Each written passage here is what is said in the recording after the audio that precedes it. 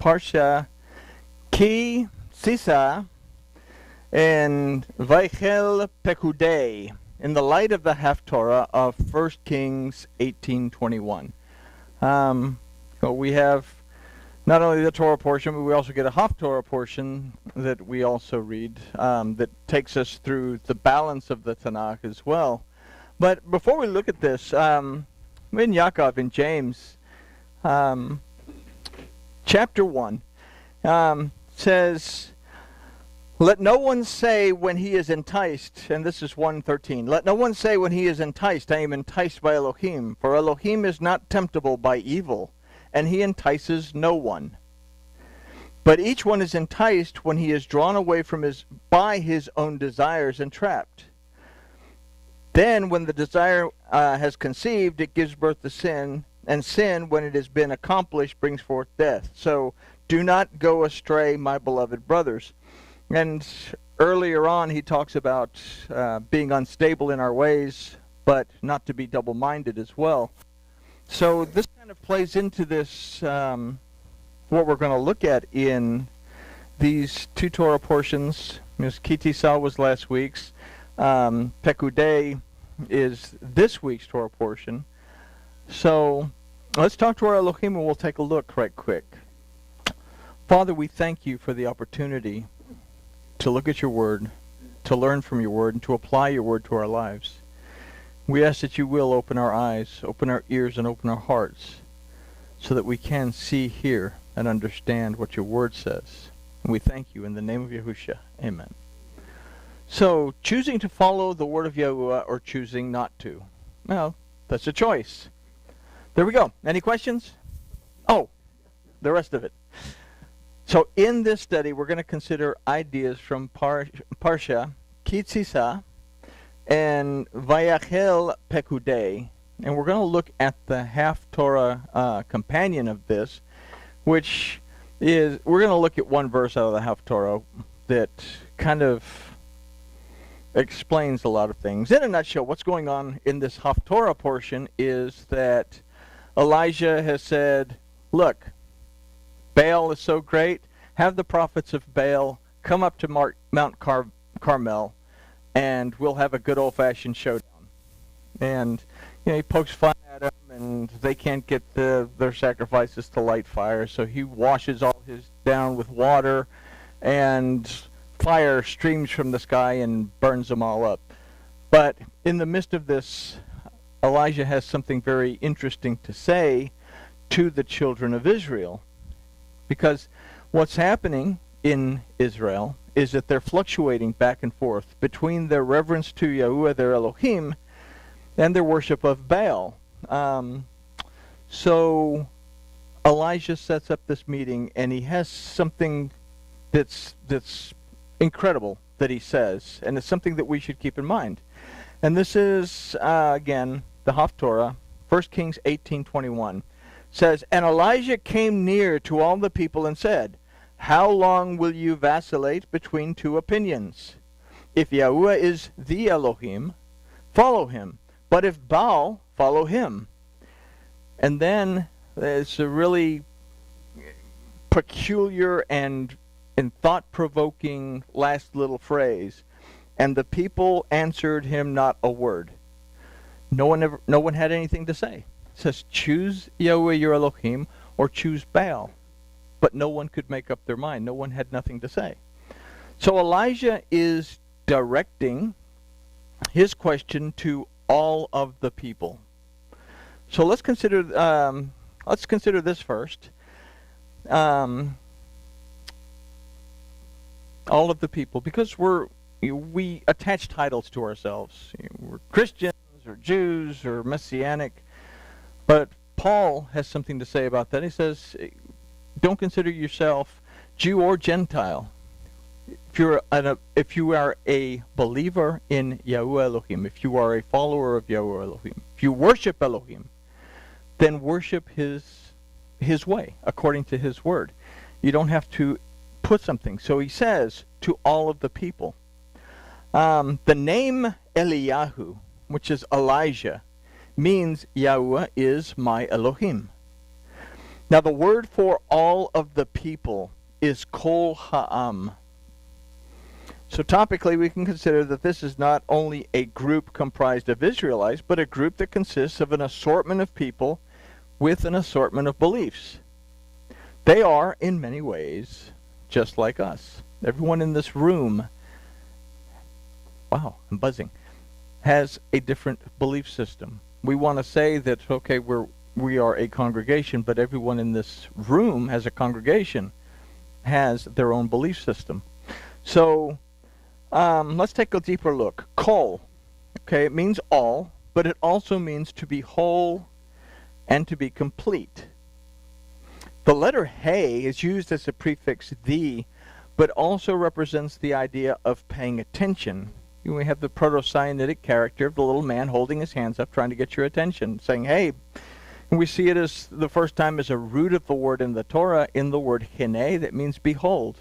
So, but also the He is a letter that represents the spirit or the breath of Yahweh Elohim. And we find this in the word bach-baram, and we'll look at this word in Hebrew there. We see the little bitty He in the middle of this, that this word means were created. It comes from Bereshit 2:4. It says, these are the generations when the earth and the heavens were created.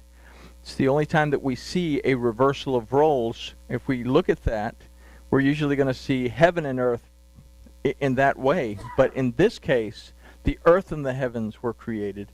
But that little He tells the reader to breathe.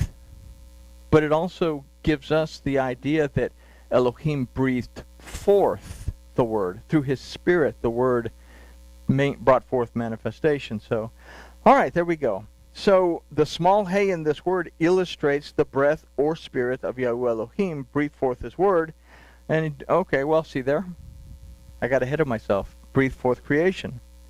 Now the word Am, and we've taken a look at Am a number of times. Am means people. But for some reason it comes from this root Amam that means dark or dim. You know, maybe they're dark or dim, hopefully not dim, but dark people in that region. I don't know. But the root letter of these words is ayin. That is the Hebrew word for eye. The thing in your head is an ayin. Not to be confused with the other ayin with an aleph that means nothing.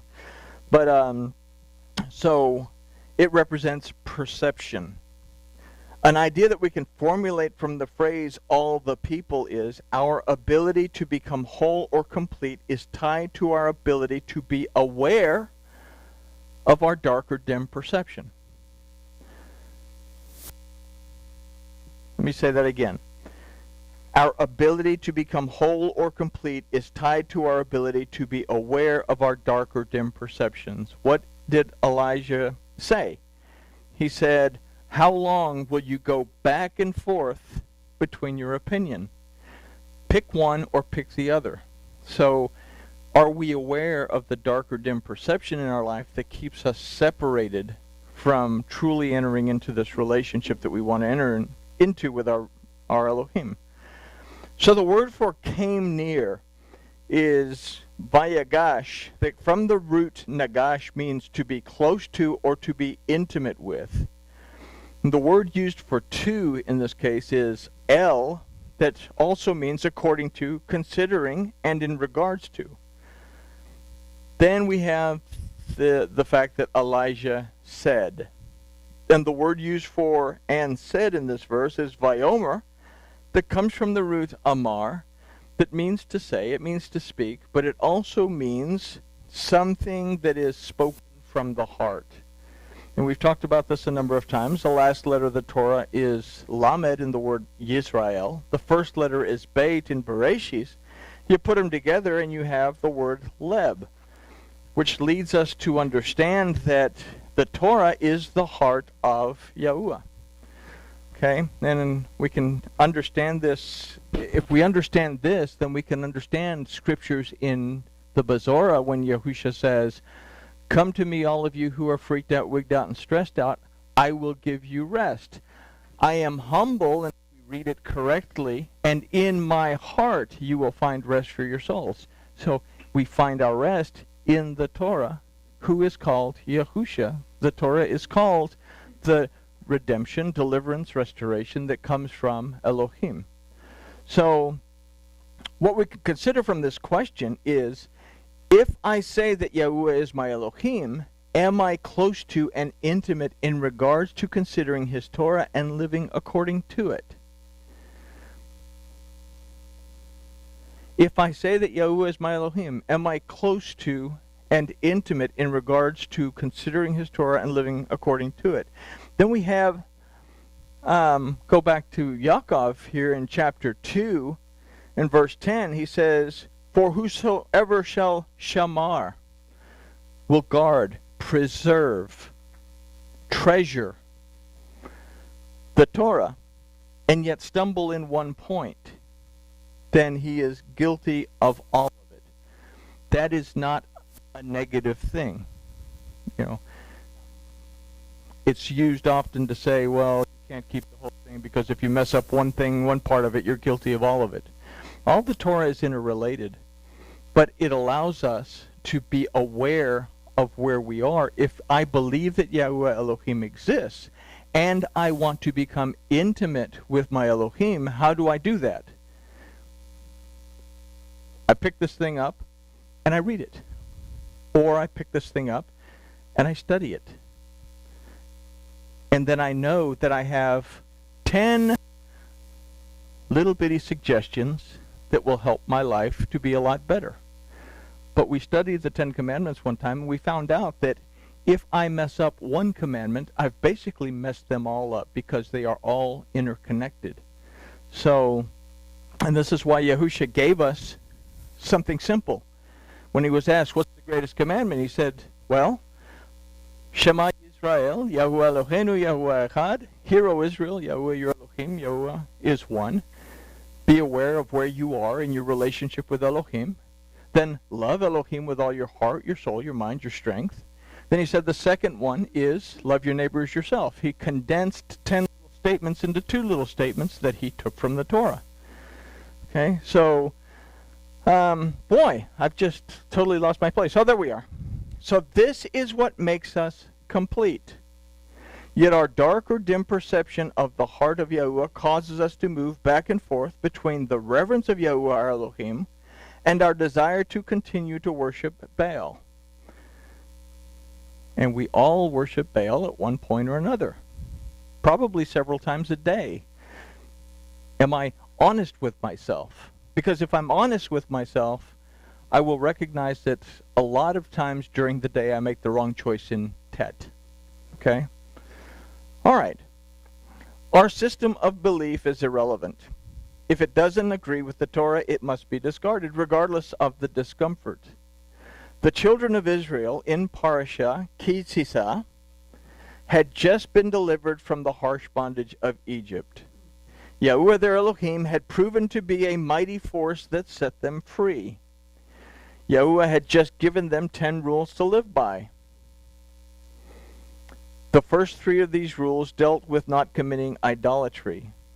Moses, who represents the word of Elohim, he represents the presence of Elohim, and this, it kind of alludes to this in the Torah itself. It tells us how old Moses was when he approached Pharaoh. He was 80, the numerical value of Pei. The letter Pei is the root letter of the word Paneh, to be present. Okay?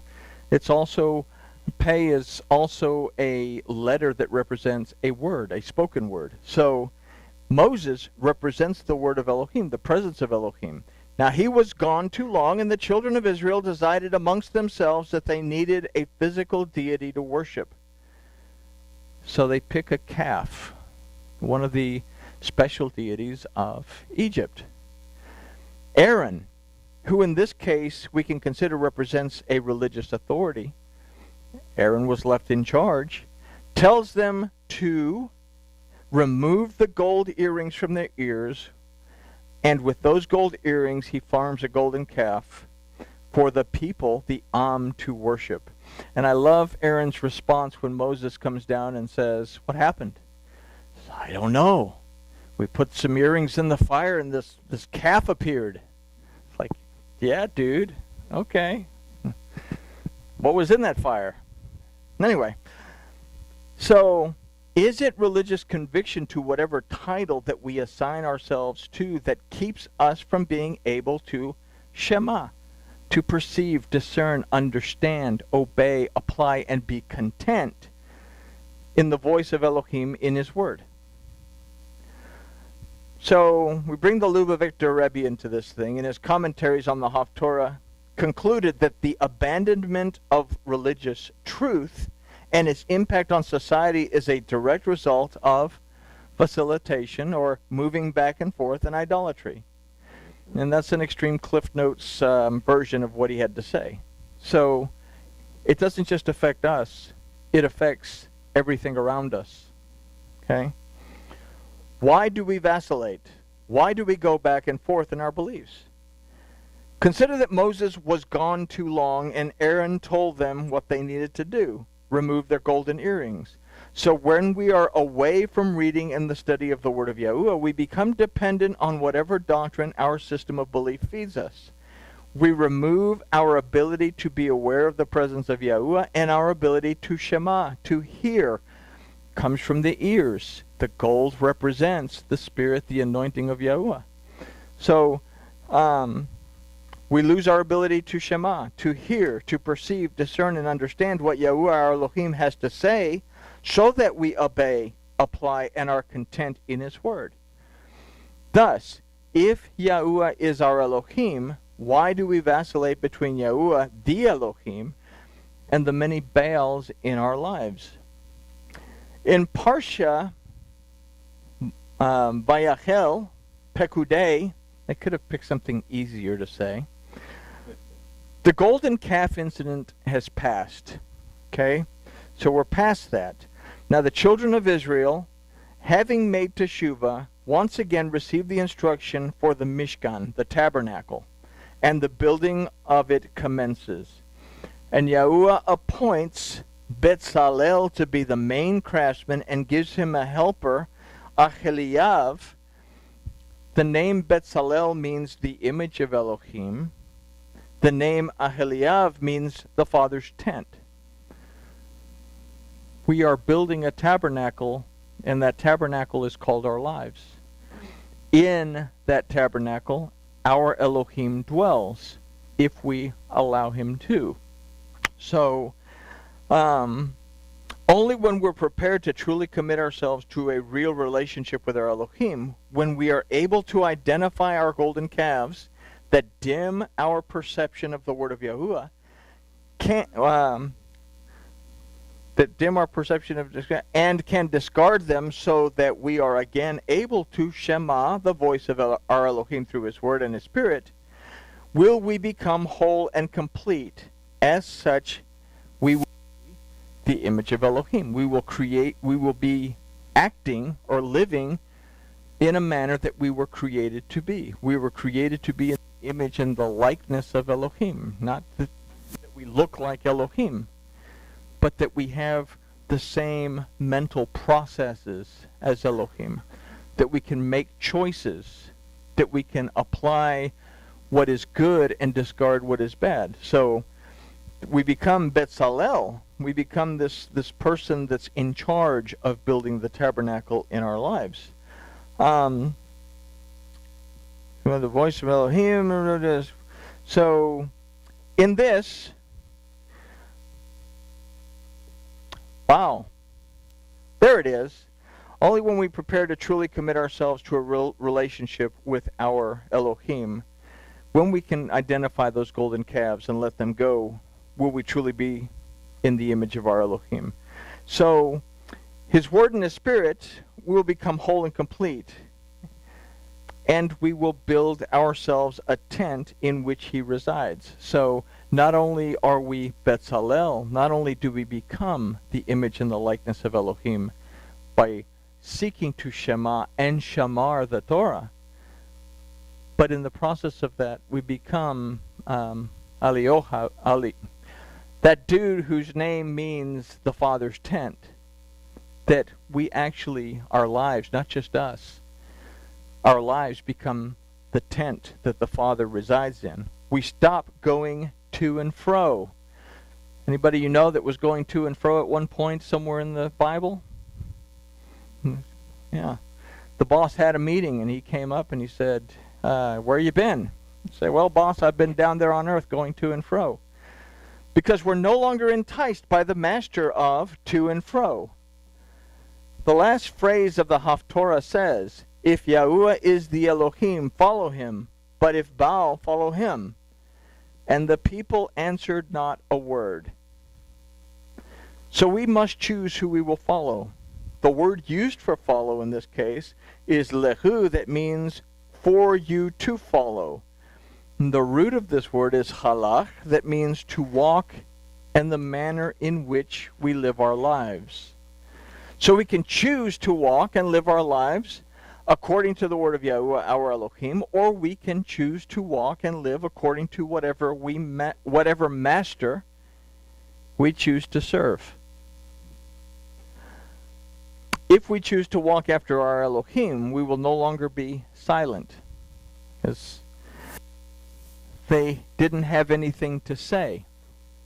Because if we can't make a choice, then we don't have anything to say. If we choose our Elohim, it's more about listening and applying than speaking out. If we choose Baal, then it's more about speaking out than it is listening and applying. Because I want to be seen. It all becomes about me as opposed to my reverence for Yahuwah Elohim and my reverence through Yahuwah my Elohim for those around me. I become the center of the world as opposed to Elohim being the center of the world and me being a satellite that pushes that out. So if we choose to walk after Elohim, we will no longer be silent in that sense. Yahusha said that we cannot serve two masters. We will love one and despise the other. It's Matthew 6:24. In this discourse in Matthew, Yahusha is stating that what we have considered. It says, don't worry about impressing or offending others by your reverence to Elohim. Concern yourself with what your Yahuwah, your Elohim, sees.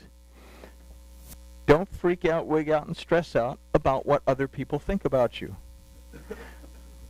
Concern yourself with whether you are in agreement with or out of agreement with Yahuwah, your Elohim. So, what we've considered in this lesson is summed up in the words of Yahusha in Matthew 6:22 through 24. It says, the light of the body is the eye. If therefore your eye be one, your whole body shall be full of light. If your eye shall be echad. If your perceptions are in union and in unity with those of Elohim. But if your eye be evil, your whole body shall be full of darkness. If therefore the light that is in you is darkness, how great is that darkness? No man can serve two masters, for either he will hate the one and love the other, or else he will hold on to the one and despise the other. You cannot serve Elohim and Mammon. You know, we all want to say, oh, it's money this and money that, but Mammon is a lot more than that. I can't serve Elohim and serve myself to the enticements of everything that's around me, the enticements of the Satan that he provides for me to draw away from my Elohim. And there we go. See, that wasn't so bad. We did 2 Torah portions, a Haftorah and a study from James and Matthew. Wow. We're getting on it, huh? All right. Well, in that case, I guess grooviness has been achieved.